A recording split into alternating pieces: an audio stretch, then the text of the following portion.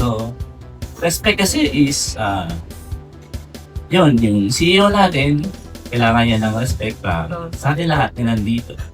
Yung manager natin, kailangan niya ng respect from CEO hanggang project engineer and project-based etc. lahat. Respect is a foundation of healthy relationship, community, or society.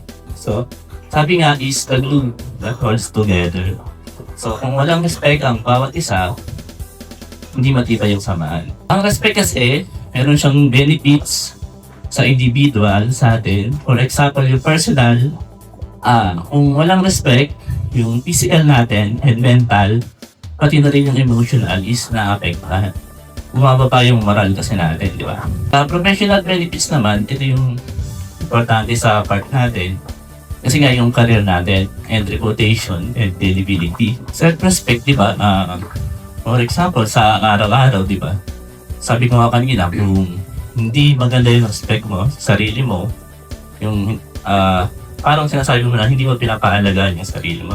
Yung interpersonal respect naman, yung treating others with dignity. Hindi ka marunong mag-respect sa kasama mo or co-workers mo, kabaliktaran lang ng self-respect. Parang hindi na down mo naman yung tao na yun, di ba? So dapat, tratuhin natin yung mga kasama natin ng tama, ng maayos, with dignity, di ba?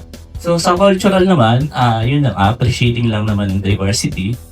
Kung di mo rin respeto yung culture ng isang tao, kung nakasanayan na kasi yung ganito, so tayo kayo may pag-aaway dahil magkakaiba kayo ng iniisip or culture.